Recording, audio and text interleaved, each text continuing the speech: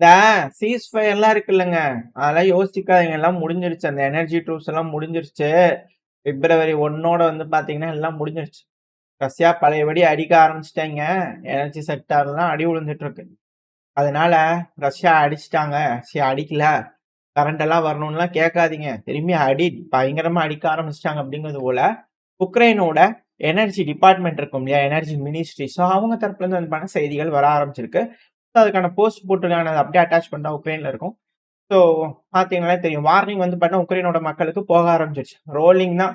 Kharkiv, Sumi, டின்ப்ரோபெட்ரோவ்ஸ்க், செர்கேஸ்கி மக்களே current கம்மி தான் அப்படிங்கிறத வந்து பார்த்தீங்கன்னா, உக்ரைனோட எனர்ஜி மினிஸ்ட்ரி தரப்புல இருந்து தகவல் போயிடுச்சு. அதுவும் ஜிரான் 2 வகை ட்ரோன்கள். காமிகாசி ட்ரோன்கள் சுமி ஒப்லாஸ்ட்ல எந்த அளவுக்கு அட்டாக் பண்ணிக்கிட்டு இருக்குது அப்படிங்கிற வீடியோ பதிவுகள். அதுவும் அந்த ரீஜன்ல வந்து பார்த்தா பேக் டு பேக் ஹிட். இத்தனை நாளா வந்து பார்த்தீங்கன்னா, இந்த ட்ரோன்கள் போய் அட்டாக் பண்ணுதுங்கிறது தொலைவுல இருந்து பார்க்குறோம்.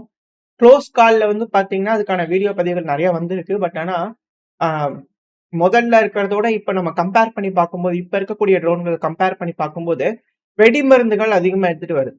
ஸோ அதனால வெடிப்பு அப்படிங்கிறது வந்து பார்த்தா ரொம்ப அதிகமா இருக்கு. இழப்புகள் அப்படிங்கிறது அதிகமா இருக்கு. சேதம் அந்த இடத்துல வந்து பண்ண ஏற்படுறது அதிகமா இருக்குன்னு அனலிஸ்ட் வந்து பண்ண அந்த வெடிப்போட விகிதத்தை கம்பேர் பண்ணி வச்சு பேசுவாங்க இல்லையா? ஸோ அதில வந்து படம் சொல்லிட்டு இருக்கிறாங்க.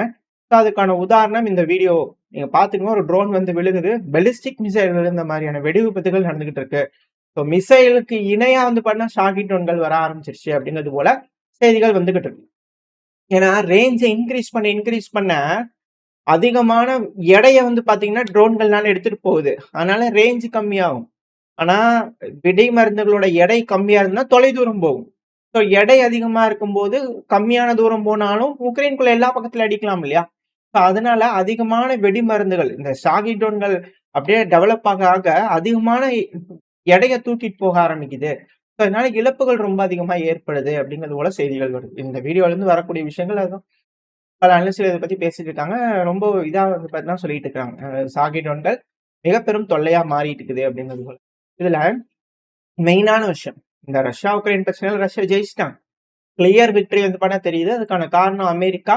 நஹி அப்படிங்கிறது போல வந்து பார்த்தீங்கன்னா, உக்ரைன கை கழுவி விட்டு போற மாரி தெரியுது. ஸோ இதனால பிரான்ஸ் வந்து ரொம்ப பெரிய அப்செட்ல இருக்காங்க.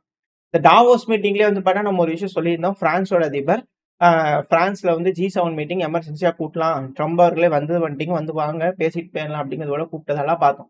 ஆனா ஒரு எட்டு கூட மதிக்காம அவர் பாட்டுக்கு டாவோஸ்ல வந்து பேசலாம் பேசிட்டு கிளம்பி போயிட்டார். ஸோ இப்படி இருக்கும்போது யூரோப்லயே வந்து பார்த்தீங்கன்னா பிளவுகள். ஸோ இட்டாலியும், ஜெர்மனியும் வந்து பார்த்தீங்கன்னா, இப்போ புதுசா ஒரு ஸ்ட்ராட்டஜிக் கோஆப்பரேஷன் போட்டுக்கலாமா? என்னங்க இது வேர்ல்டு வார் 2 மாரி தெரியுது. அப்படிங்கிற மாரி கேள்விகள் இருக்கு. இதெல்லாம் நம்ம ஆல்ரெடி சொன்னது தான். ரஷ்யா ஜெயிச்சா என்ன மாரியான கான்சிக்வென்சஸ்லாம் இருக்கும்? என்னென்ன மாரியான விளைவுகள் நடக்கும்? இது எந்த மாரியான யுகத்துக்கு கொண்டு போய் விடும்? அப்படிங்கிறத நம்ம பலதும் பார்த்திருப்போம்.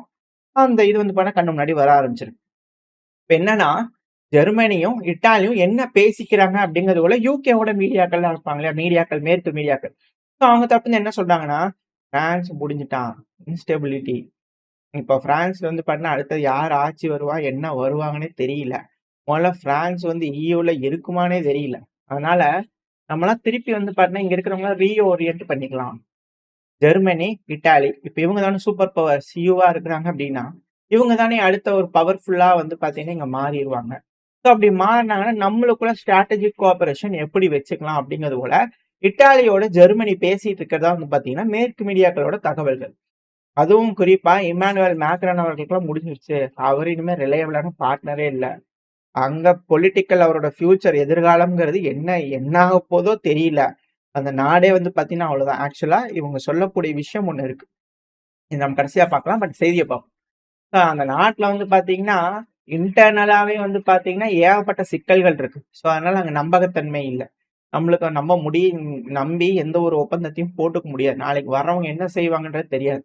ஸோ அதனால இட்டாலி நம்ம என்ன பண்ணலாம் தெரியுமா? அப்படின்னு ஜெர்மனோட சான்சலரான மெர்ச் அவர்கள் இட்டாலியோட பிரைம் மினிஸ்டரான மெலோனி அவர்களுக்கு என்ன ஒரு ப்ரொபோசல் வச்சிருக்காருன்னா, நம்ம 2 பேரும் இணைஞ்சு ம் ஒரு மறுசீரமைப்பு பண்ணலாமா யூரோப்பியன் யூனியன்ல?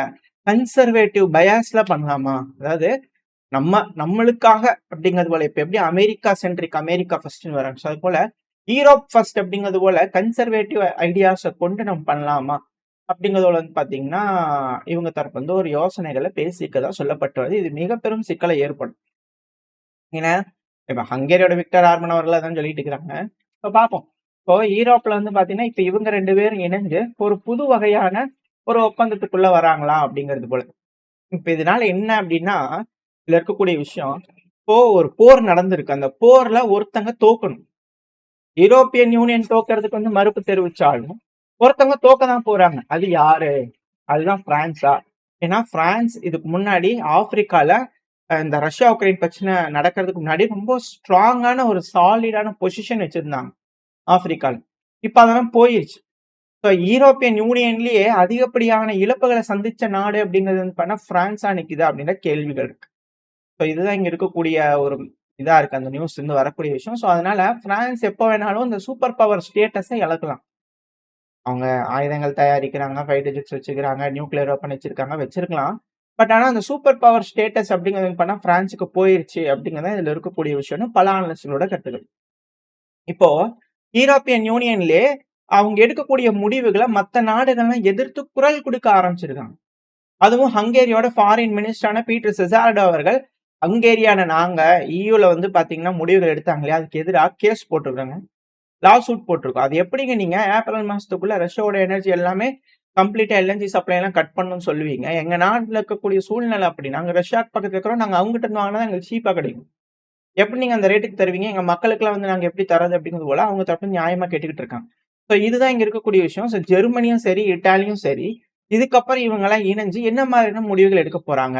இப்போ ரஷ்யா கூட டைரக்டா வந்து பண்ணா பேச்சுவார்த்தைகள் வச்சுக்க போறாங்களா?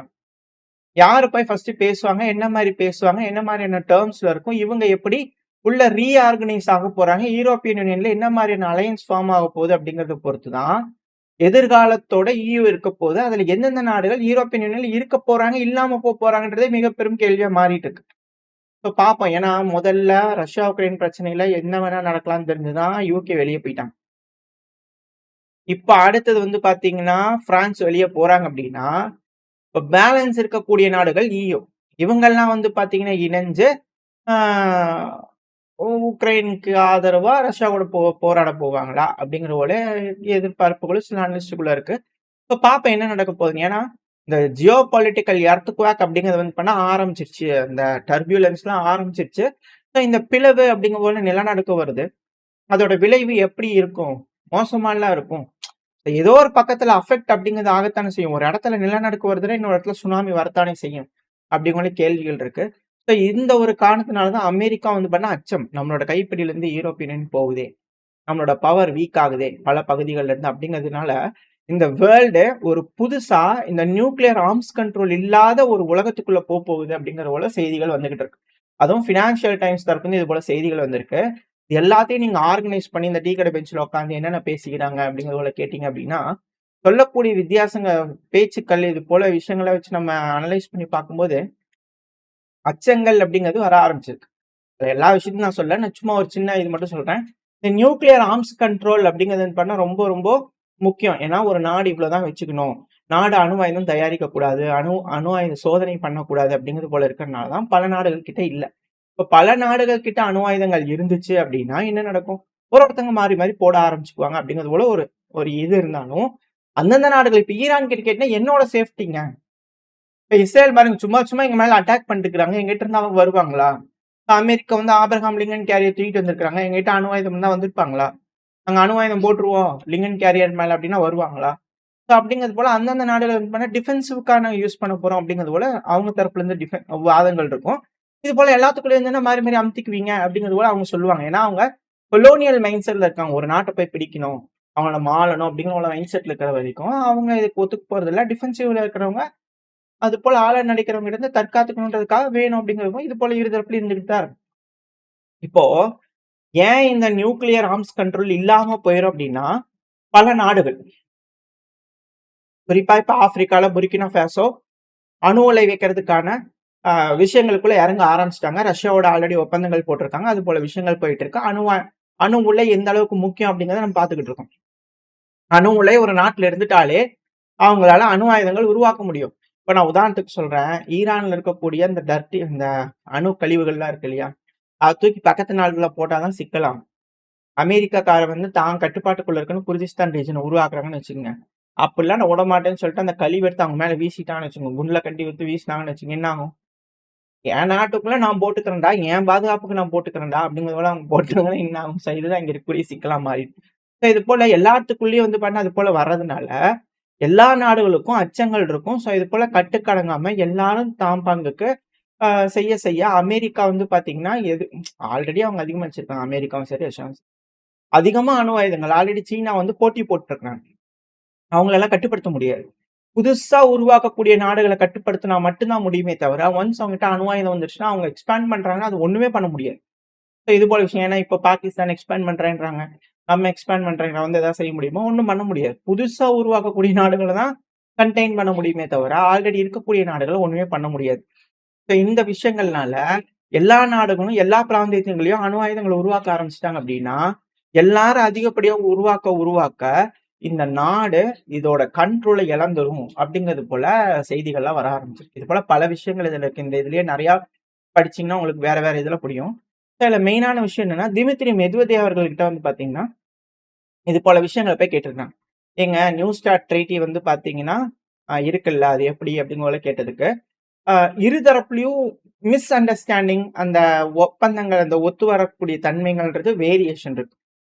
இப்போ அ நார்மலா இந்த ஸ்டார்ட் ட்ரீட்டி அப்படிங்கிறது அணு ஆயுதம், அணு ஆயுதத்த சுமந்து செல்லக்கூடிய மிசைல்கள். இத வந்து பாத்தீங்கன்னா, உருவாக்கக்கூடாது. கம்மியா தான் உருவாக்கணும் அப்படிங்கிறது போல ஒரு செட்டப் இருக்கு. ஒரு ஆல்ரெடி ஒரு ட்ரீட்டி போட்டு அதுல பல விஷயங்கள் இருக்கும். எல்லாத்தையும் சொல்ல மாட்டாங்க. சில விஷயங்கள் மட்டும் தான் சொல்லுவாங்க. ஸோ அது போல வந்து பார்த்தீங்கன்னா விஷயங்கள் இருக்கு. ஒரு ட்ரீட்டிய போட்டு எல்லாம் அக்செப்ட் பண்ணி வச்சிருக்காங்க. இப்போ பர்ட்டிகுலரா ரீயூசபிள் ராக்கெட்ஸ், ரீயூசபிள் மிசைல்ஸ் அப்படிங்கிறது போல வந்துருச்சு அப்படிங்கும்போது, அது எப்படி நீங்க வந்து லிமிட் பண்ண முடியும் அப்படிங்கிற போல கேள்வி இருக்கு. ஏன்னா டெக்னாலஜி இன்கிரீஸ் ஆக அதுக்கேத்தபடி தானே இந்த ட்ரீட்டி இருக்கணும் அப்படிங்கிறது போல ரஷ்யா சைடுல இருக்கக்கூடிய மைண்ட் செட். ஸோ அதனால இப்ப ட்ரீட்டிய வந்து எக்ஸ்டெண்ட் பண்றாங்கன்னா, அதுக்கு ஏற்ப மாடிஃபிகேஷன் பண்ணணும். நாங்க 1 வருஷம் வெயிட் பண்ணி பார்ப்போம்.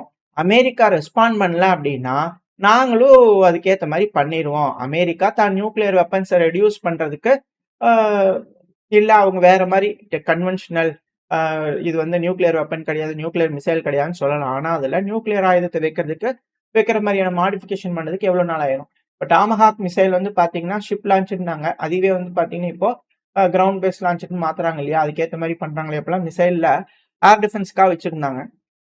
மிசைல் சிஸ்டம் ஏர் டிஃபென்ஸ்க்காக வச்சிருக்கக்கூடிய மிசைல்ஸ, ஒரு இடத்த கொண்டு போய் தாக்குறதுக்காக சர்ஃபேஸ் டூ சர்ஃபேஸ் மிசைலா மாத்துட்டாங்க இல்லையா?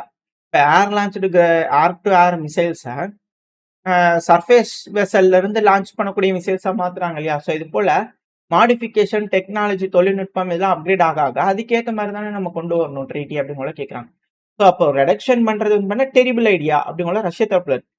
அணு ஆயுதத்த கம்மி பண்ணணும் அப்டிங்கிற டெரிபிள் ஐடியானா எல்லாரும் அதிகமா அணு ஆயுதம் செய்றாங்கன்னா, இது 3ஆம் உலகப் போருக்காக ஓட அந்த படிக்கட்டுகள்ல அடுத்தடுத்த படிக்கட்டுகள் வேகமா எடுத்து வைக்கிறாங்க. ஸோ இது என்ன நடக்குதுன்னா, ஒரு கட்டத்துக்கு மேல இது போல யுஎன் இதெல்லாம் ட்ரம்ப் அவர்கள் பிரேக் பண்ண ட்ரை பண்றாங்க இல்லையா? இதுல எங்களோட ஹெமிஸ்பியர் அப்படிங்கிறதெல்லாம் செய்றாங்க இல்லையா? புதுசா வந்து பீஸ் போர்ட் அப்படிங்கிற உருவாக்குறாங்க இல்லையா? Board of peace. இது போன்ற நியூ ஸ்ட்ராட்டஜி இது எல்லாமே பிரேக் ஆக கொலோனியலிசம் வந்து பாத்தீங்கன்னா, திரும்பவும் அந்த காலனித்துவம் அப்படிங்கிறது வந்து பண்ணா அதிகரிக்க ஆரம்பிச்சுரும். எந்தெந்த நாடுகள் கிட்டலாம் வந்து பண்ணா ஆயுதம், அணு ஆயுதம் இது போல விஷயங்கள்லாம் இல்லையோ, அந்தந்த நாடுகள்ல போயி கட்டுப்பாட்டுக்குள்ள எடுத்துக்கிறதுக்கான வேலைகள்ல இந்த சூப்பர் பவர்ஸ் இறங்க ஆரம்பிச்சுருவாங்க. அப்படிங்கிறது போல அச்சங்கள் சில அனலிஸ்டுக்குள்ள இருக்கு. ஸோ அது போல அ எல்லாரும் வந்து பாட்டு எந்தெந்த பகுதிகள் யார் யார் போய் எங்கெங்க பிடிக்கிறாங்க அப்படிங்கிற திருப்பி அது வந்து வேகத்துக்கு போயிரும். அது எல்லாமே ஒரு ஸ்டெப்பு தான்.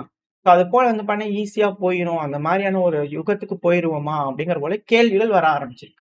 ஸோ இந்த நியூ ஸ்டார்ட் ட்ரீட்டி இது போல விஷயங்கள்லாம் வந்து பார்த்தீங்கன்னா, அவங்க பேசி உட்கார்ந்து ஒரு முடிவு எடுத்துக்கிட்டாங்கன்னா பரவால்ல. அப்படி இல்லன்னா 3ஆம் உலகப் போர் அப்படிங்கிறது கண்ணெதிரே இருக்கு அப்படிங்கிறதுல பல அனலிஸ்ட்டுகளோட அனாலிசிஸா இருக்கு.